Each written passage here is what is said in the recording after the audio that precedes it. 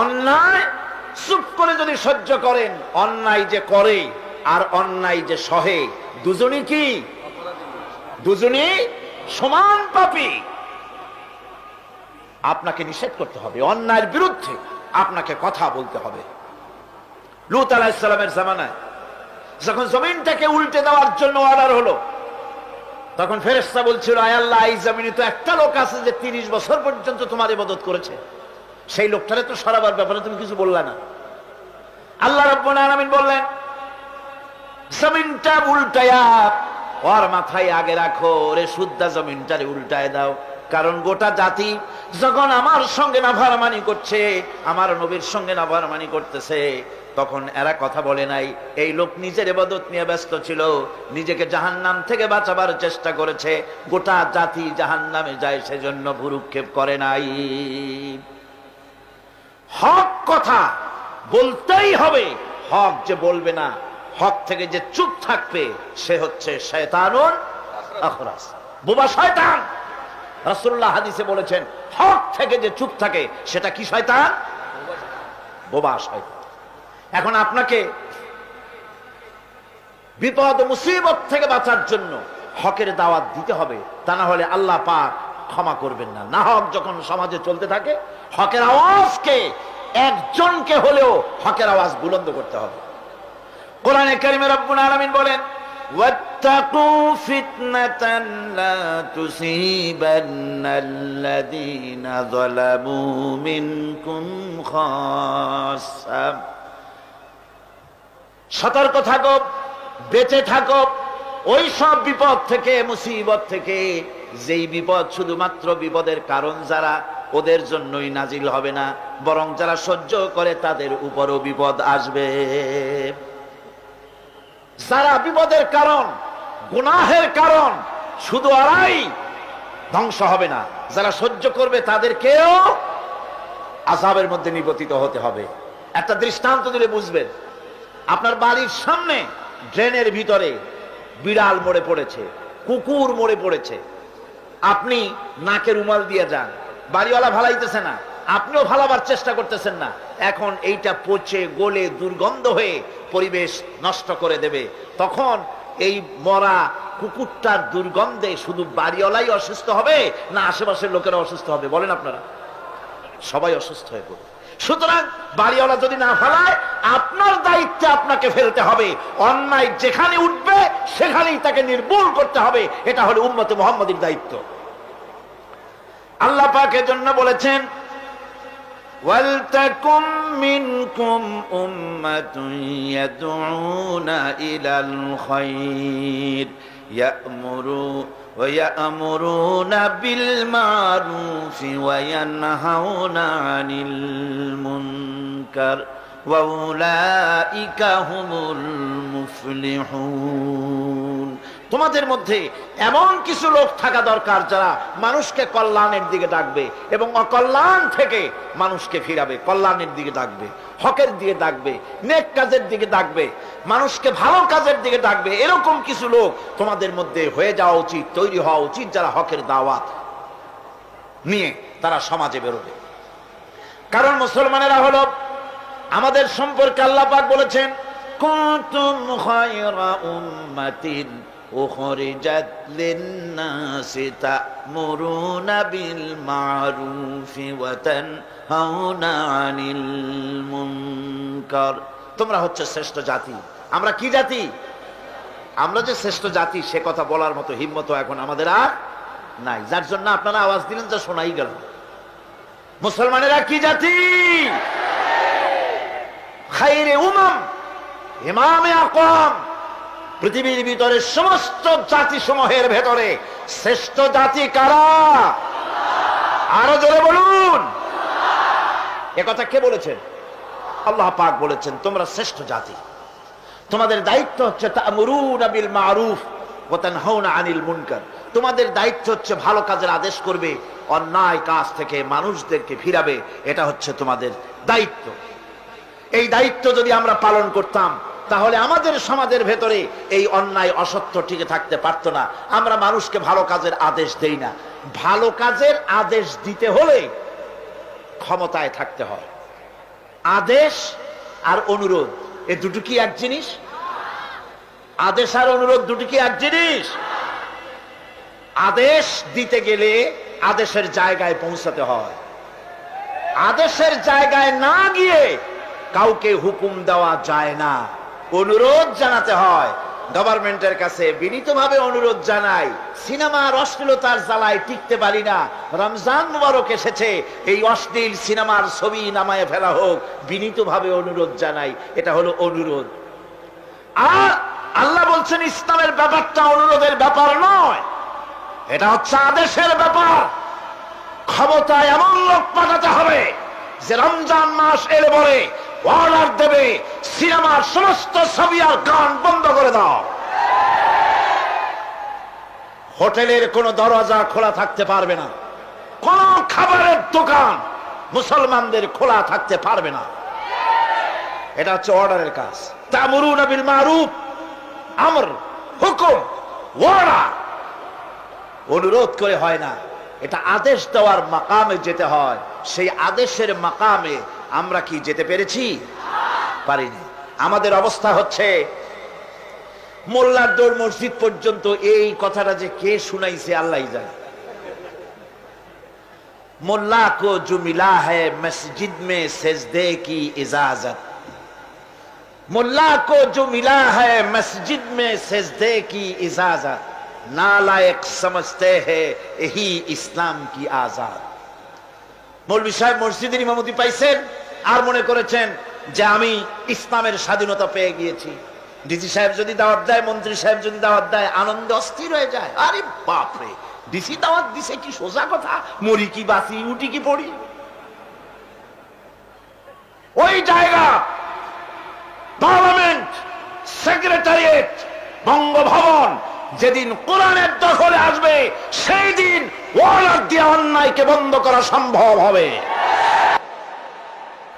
আল্লাহ রাব্বুল আলামিন বলেন, ওয়ামান আহসানু কাওলাম মিম্মান দাআ ইলাল্লাহি ওয়া আমিলা সালিহান ওয়া ক্বালা ইন্নানী মিনাল মুসলিমিন। ওয়ামান আহসানু কাওলাম মিম্মান দাআ ইলাল্লাহ, ওর থেকে ভালো কথা আর কার হতে পারে? যে ব্যক্তি মানুষকে আল্লাহর দিকে ডাকে। সুবহানাল্লাহ বলেন, সুবহানাল্লাহ বলেন।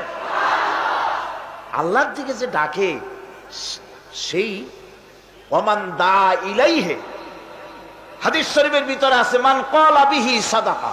কোরআন থেকে যে কথা বলে সে কি কথা বলে? সত্য কথা বলে। কোরআন থেকে যে কথা বলে সত্য কথা বলে। মান ক্বালা বিহি সাদাকা ওয়া মান আমিলা বিহি উজরা। আরে কোরআন থেকে যারা আমল করে আল্লাহ তাদেরকে পুরস্কৃত করে।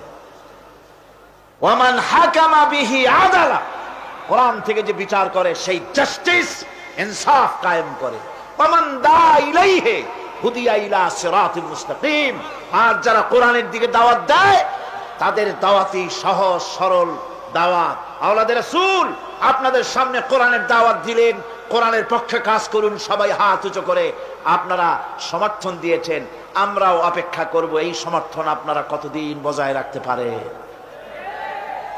আল্লাহ যেন তৌফিক দেন। জোরে গান আমিন, আরো জোরে বলেন আমিন। ওয়া মান আহসানু কাওলাম মিম্মান দা ইলাল্লাহ, ওর চাইতে ভালো কথা আর কার? যে মানুষকে আল্লাহর দিকে ডাকে। আমরা কার দিকে ডাকি? বিশ্বাস করুন, আমরা তো সমাজতন্ত্রের দিকে মানুষ ডাকি না। বলেন, আমরা কি সমাজতন্ত্রের দিকে মানুষ ডাকি? পুঁজিবাদের দিকে ডাকি, জাতীয়তাবাদের দিকে ডাকি, ধর্মনিরপেক্ষ মতবাদের দিকে ডাকি। আমরা কার দিকে ডাকি? ধর্মনিরপেক্ষ মতবাদ আল্লাহর তৈরি না মানুষের তৈরি? পুঁজিবাদ আল্লাহর না মানুষের? সমাজতন্ত্র আল্লাহর না মানুষের? জাতীয়তাবাদ আল্লাহর না মানুষের? আরে কোরআন কার? ইসলাম কার? সে আল্লাহ রাব্বুল আলামিনের দিকে আমরা ডাকি। আমরা আমার বাপের দিকে ডাকি না, মায়ের দিকে ডাকি না, দাদার দিকে ডাকি না, মন গড়া কথা বলি না। ওলামায়ে হক কথা বলে কোরআনের কথা। সুবহানাল্লাহ। পার্লামেন্টে, জাতীয় সংসদে কথা হচ্ছিল, বাজেট বক্তৃতা, প্রথম 1996-97 অর্থ বছরের বাজেট বক্তৃতা। আমি লক্ষ্য করলাম যিনি বক্তৃতা করতে দাঁড়ান তিনি দাঁড়িয়ে বলছেন, আমি স্মরণ করছি সহস্র বছরের অমুক তমুক ইত্যাদি। আমি বাকিটার বললাম না, আপনারা মিলাইনি, এইরকম বললো তারা। আমি অবাক হলাম, আরে 12 কোটি মুসলমানের দেশ, সেই দেশের পার্লামেন্টে দাঁড়িয়ে মুসলমান সদস্য বক্তৃতা শুরুই করতেছে, আমি স্মরণ করি অমুকের। আহা, আমার আল্লাহর নাম কেউ নেয় না। আমার যখন সময় এসে গেল, আমি যখন ফ্লোর পেলাম, এগুলি সংসদে রেকর্ড হয়ে আছে, আলহামদুলিল্লাহ। আমি ওই দিন যত আনন্দ পাইছিলাম, মনে হয় এরকমের আনন্দ খুব কম পেয়েছি। আমি যখনই সময় পেলাম, আল্লাহ এবং রসুলের হামনাদ পড়ে তারপরে আমি বললাম, আমি আমার হৃদয়ের সবটুকুন আবেগকে উজাড় করে, সবটুকুন শ্রদ্ধাকে উজাড় করে আমি স্মরণ করছি। যখনই বলেছি এই পর্যন্ত দেখি একে অপরের দিকে তাকাতাকি করছে, কোন নেতার কথা কই। আমি বললাম, আমি আমার হৃদয়ের সবটা আবেগ উজাড় করে আমি স্মরণ করছি ওই বিশাল আকাশের মালিক আল্লাহ রাব্বুল আলামিনকে স্মরণ করছি।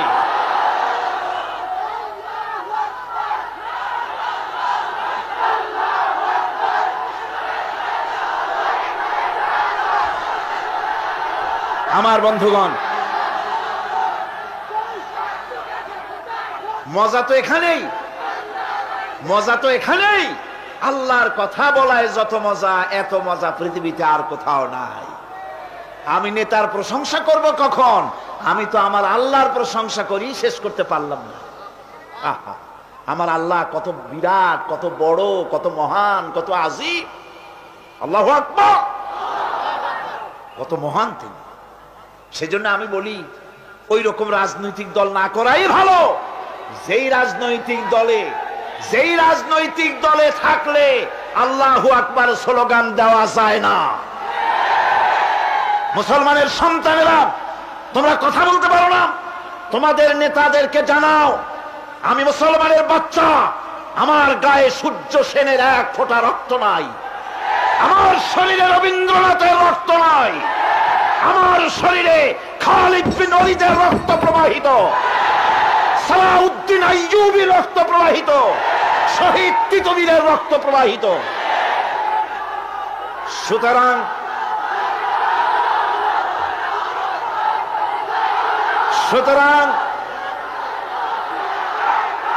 দুনিয়ার মিছিলে জনসভায় সব স্লোগান দেওয়া যাবে, নারায়ে তাকবীর আল্লাহু আকবার বলা যাবে না। এমন রাজনীতির কপালে আগুন লাগুক। আমার জন্ম যেদিন হয়েছে, আমার কানে প্রথম কি আওয়াজ শুনেছি?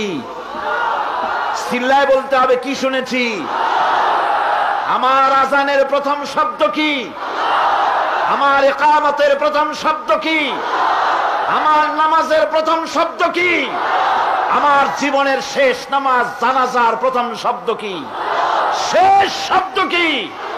সুতরাং বঙ্গভবন, পার্লামেন্ট থেকে শুরু করে জীবনের সব ক্ষেত্রে স্লোগান তো একটাই মুসলমানদের, নারায়ে তাকবীর আল্লাহু আকবার।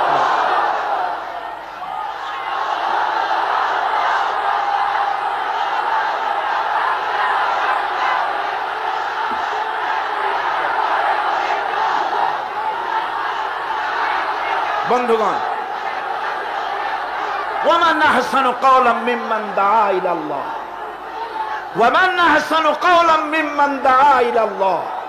ওর থেকে ভালো কথা আর কার হবে যে ব্যক্তি মানুষকে ডাকে আল্লাহর দিকে। সুবহানাল্লাহ, প্রাণ ভরে কোন সুবহানাল্লাহ। আমরা কোন নেতার দিকে মানুষকে ডাকি না, আল্লাহর কসম।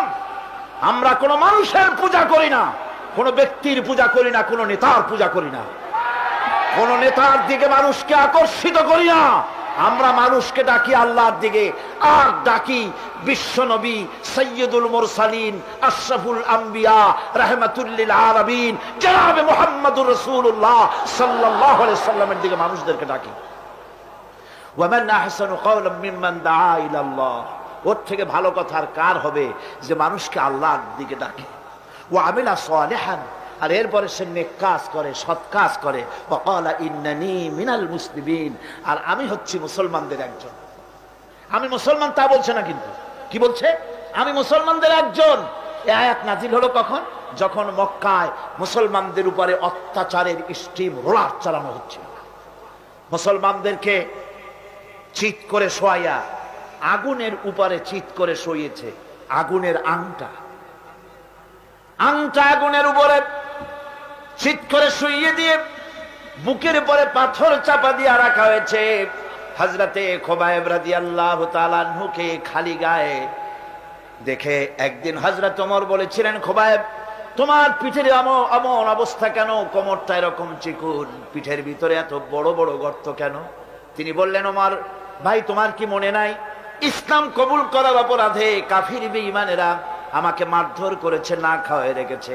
তারপরেও যখন ইসলাম আমাকে দিয়ে ছাড়াতে পারলো না, তখন আগুন জ্বালালো, আংটা আগুন বিছায় দিয়া আমাকে চিৎ করে শুইয়া দিয়া আমার বুকের উপরে পাথর চাপা দিয়া রাখলো।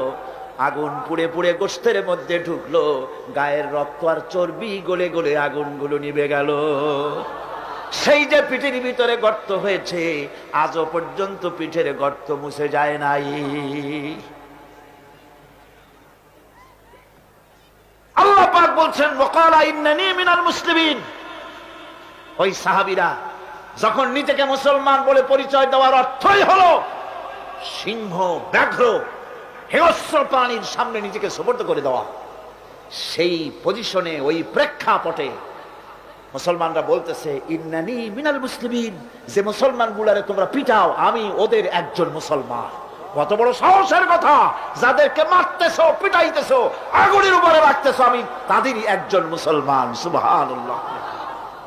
এইরকম মার খেয়ে অস্থির হয়ে তারপরে হযরত খাব্বাব বিন আল-আরিত রাদিয়াল্লাহু তাআলা আনহু রাসূল করিম সাল্লাল্লাহু আলাইহি ওয়াসাল্লামের খেদমতে হাজির হয়ে বলেছিলেন, শাকাউনা ইলা রাসূলিল্লাহ সাল্লাল্লাহু আলাইহি ওয়াসাল্লাম ওয়া হুয়া মুতাওয়াসসাদুন বুরদাতুন লাহু ফি যিল্লিল কাবা। তিনি কাবা শরীফের ছায়ায় আরাম ফরমাচ্ছিলেন। হযরত খাব্বাব বিন আল-আরিত সেখানে গিয়ে বললেন, আলা তাস্তানসিরু লানা, আলা তাদউ লানা ইয়া রাসূলুল্লাহ, হে রাসূল, আপনি কি আমাদের জন্য দোয়া করবেন না? আমরা তো শেষ হয়ে গেলাম। হুজুর বললেন, হুজুর উঠে বসলেন আর বললেন, দেখো, তোমরা এখনই ব্যস্ত হয়ে গেল। এখনই ব্যস্ত হলে তোমাদের আগে যারা দিন প্রতিষ্ঠিত করতে এখানে এসেছিল, তাদেরকে কাফেরেরা তাদেরকে ধরতো, তাদের জন্য গর্ত খনন করত, তারপরে তার মধ্যে কোমর পর্যন্ত দাবাই দিত। সুম্মা ইউতা বিল মানশার ফায়ুদাউ আলা রাসিহি ফায়ুজালু নিসাইন, এরপরে করাত মাথার উপরে রেখে জীবিত মানুষটাকে করাত দিয়ে চিরে দুই টুকরা করে ফেলে দিত। মা ইয়াসুদ্দুহু যালিকা আন দীনিহি, এত বড় অত্যাচার করেও মুসলমানদেরকে আল্লাহর দ্বীনের রাস্তা থেকে এক চুলও সরাই দিতে পারে না। ওয়াল্লাহি লা ইউতাম্মান্নাল্লাহু হাযাল আমর, আল্লাহর নামে কসম করে বলছি, এমন এক সময় আসবে যখন মানুষেরা যাতায়াত করবে, সুন্দরী রমণীরা যাবে, সওদাগরেরা যাবে, টাকা নিয়ে পয়সা নিয়ে চলাফেরা করবে, লা ইয়াখাফু ইল্লাল্লাহ, আল্লাহ ছাড়া মনের মধ্যে কারো ভয় থাকবে না। সুবহান সুবহান, আল্লাহ ছাড়া কারো ভয় অন্তঃকরণে থাকবে না। এরকম সময় আসবে, ওয়ালাকিন্নাকুম তাস্তাজিলুন, আসলে তোমরা বড্ড তাড়াহুড়ো করছো, এত তাড়াহুড়ো করো না, অপেক্ষা করো, আমি নবী কসম করছি এমন সময় আসবে। রাসূলুল্লাহ ওয়াদা করেছিলেন। সেরকম সমাজ আসছিল না আসে নাই? আসছিল কিনা জোরে গণ? আসছিল। আল্লাহ পাক বলছেন, হকের দাওয়াত দিতে হবে, আর এই দাওয়াত দিতে গিয়ে কিছু পরোয়া করা যাবে না। এই দাওয়াত দিতে গেলে বিপদ আসবে, মুসিবত আসবে, কষ্ট হবে, রক্ত দিতে হবে, জীবন দিতে হবে, তার উপরে ইসলামের রাষ্ট্রের প্রাসাদ নির্মাণ হবে। এই শহরে বড় বড় বিল্ডিং আছে না? আছে কিনা? এই বিল্ডিং গুলির কাছ থেকে আপনি হেদায়েত নিতে পারেন। বিল্ডিং এর কাছ থেকে হেদায়েত নেবেন কি? বিল্ডিং এর কাছ থেকে হেদায়েত নেবেন, বিল্ডিং তৈরি করতে গিয়ে কিছু ইট ভেঙ্গে চুড়ে টুকরা টুকরা হয়ে মাটির তলে যেতে হয়েছে নাকি হয় নাই? মাটির তলে যে ইটগুলি গেল, সেই ইটেরা যদি বলতো আমরা মাটির তলে যাব না, আমরা উপরে থাকবো, যাতে করে বার্জারের রং আমার গায়ে লাগে, এটা যদি বলতো, তাহলে বিল্ডিং কি তৈরি হইতে পারতো? বিশাল একটা বিল্ডিং 100 তলা বিল্ডিং তৈরি করতে গিয়ে শত সহস্র ইটকে টুকরা টুকরা হয়ে মাটির তলায় মাদফুন হতে হয়েছে। তার উপরে বিল্ডিং এর ফাউন্ডেশন হয়ে গেল, তার উপরে বিরাট বিল্ডিং দাঁড়ায় গেল। ইসলামের বিল্ডিং যদি বানাতে চাই, ইসলামের রাষ্ট্রের ইমারত যদি করতে চাই, আপনার মতো আমার মতো হাজারো লাখো মানুষকে শহীদ হয়ে মাটির তলায় চলে যেতে হবে। এরকম শাহাদাতের উপরে ভিত্তি করে ইসলামের ইমারত গড়বে, নইলে হবে না। শাহাদাতের তামান্না দিলের মধ্যে থাকতে হবে। আছে আপনাদের শাহাদাতের তামান্না? আছে।